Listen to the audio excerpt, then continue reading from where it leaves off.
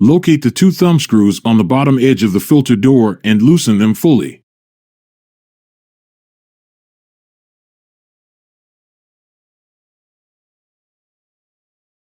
If there are additional thumb screws, loosen them fully as well. To remove the filter cover, slide it down until the top lip clears free from the enclosure. After removing the filter cover, you will gain access to the filter compartment. The first filter visible is the pre-filter. It is designed to protect the more expensive cooling filter and should be cleaned or replaced at the beginning of each season.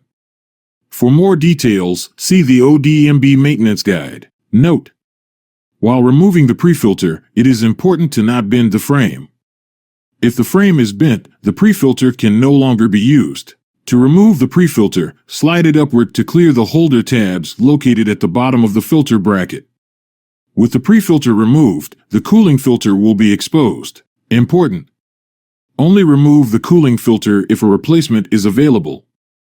Unlike the pre-filter, the cooling filter cannot be washed and reused.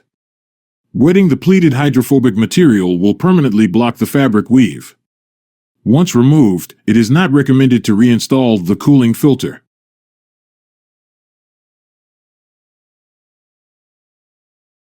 Reinstall the pre-filter by sliding it into the filter bracket tabs located on the left and right bottom corners of the bracket. To reinstall the rear filter cover, first wedge its top tab into the ODMB. Then slide the cover up until the lower thumb screws are aligned with the screw holes.